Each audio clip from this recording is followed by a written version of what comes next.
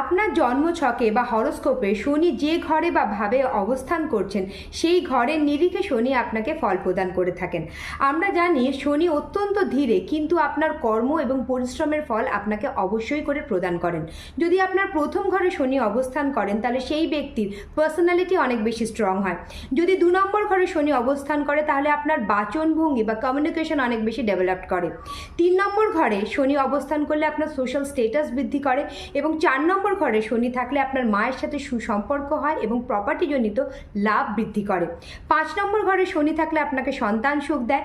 6 নম্বর ঘরে শনি থাকলে আপনার শত্রুকে নাশ করে এবং আপনার রোগের মুক্তি ঘটায়। 7 নম্বর ঘরে শনি থাকলে আপনাকে দাম্পত্য সুখ দেয়, এবং 8 নম্বর ঘরে শনি যদি থাকে তাহলে আপনি দীর্ঘদিন ধরে যে রোগে ভুগছিলেন সেই রোগ থেকে আপনাকে মুক্তি দিয়ে আপনাকে দীর্ঘায়ু প্রদান করেন। 9 নম্বর ঘরে শনি আপনাকে ধর্মে উন্নতি ঘটায়। 10 নম্বর ঘরে শনি আপনার কর্মে উন্নতি ঘটায়। আর 11 নম্বর ঘরে শনি আপনাকে লাভ দেয়, আর্থিক লাভ। এবং 12 নম্বর ঘরে শনি আপনাকে ইনভেস্টমেন্ট অফ লাইফ মানে পারপাস অফ লাইফ বুঝিয়ে আপনার জীবনের পথে অগ্রগতিতে সাহায্য করে। আপনারা আমাকে কমেন্ট করে জানান আপনার কোন ঘরে শনি অবস্থান করছেন।